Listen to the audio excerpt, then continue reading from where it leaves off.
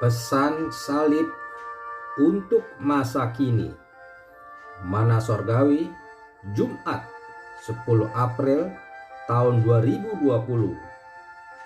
Adapun firman Tuhan terambil dari Yesaya 53 ayat 3 sampai 9. Jelas bahwa apa yang terjadi di sebuah bukit di luar Yerusalem itu sangat mengerikan.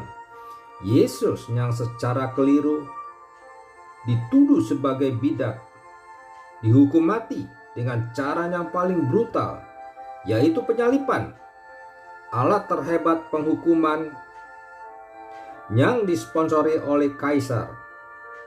Tetapi realitas salib tidak terbatas pada peristiwa bersejarah di Palestina abad pertama saja. Salib memiliki implikasi mendunia bagi orang-orang dari semua generasi. Di dalam Yesus, Tuhan turun ke dalam kepenuhan kemanusiaan yang bisa menjadi lemah dan hancur. 2000 tahun setelah peristiwa mengerikan di Bukit Golgota itu, terlalu banyak orang Kristen berpikir bahwa kematian Yesus di kayu salib hanya berarti bahwa kita bisa pergi ke surga ketika kita mati dan orang lain tidak. Lupa akan dimensi saat ini. Tidak hanya itu. Mari kita perjelas pesan salib itu, yaitu Yesus memikul salib untuk menghancurkan semua salib dari setiap generasi, di mana salib hari ini itu ada di mana-mana jika kita membuka mata untuk melihatnya. Berapa banyak yang menjadi korban dari salib kekerasan institusional ketika para pemimpin berkali-kali gagal menjawab kebutuhan rakyat mereka? Berapa banyak yang menderita di bawah salib rasisme pribadi dan struktural serta fanatisme. Sering ada penghinaan dan perampasan terhadap hak-hak orang yang paling rapuh di masyarakat. Penderitaan orang yang tidak bersalah di tangan orang jahat tidak pernah berhenti memukul kita. Mereka pun beberapa orang menipu diri sendiri dengan berpura-pura bahwa mereka hidup dalam masyarakat yang terus maju. Tampaknya itu tidak akan menghapus pandangan akan kesengsaraan yang terjadi di masyarakat. Konflik yang tak berkesudahan di antara manusia, suku bangsa, dan bangsa mendamba litani keputusasaan.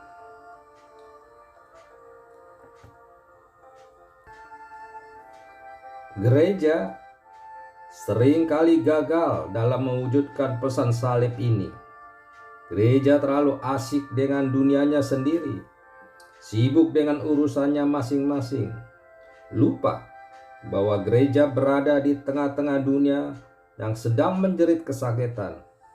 Hari ini Tuhan mengundang kita untuk melakukan perjalanan salib. Jalannya tidak nyaman, tetapi akan membuat hasil. Dalam perjalanan ini, kita akan mengalami kesulitan dan penderitaan, tetapi kita juga akan mengalami kasih yang membuat kita bersukacita.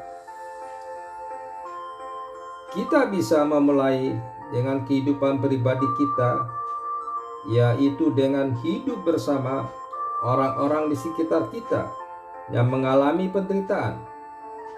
Membantu mereka bukanlah memanjakan mereka, sebab mereka memang sedang membutuhkannya saat ini. Lalu kita bisa melakukan dalam lingkup gereja. Buatlah program menyentuh pelayanan masyarakat terutama pelayanan kepada kaum marginal.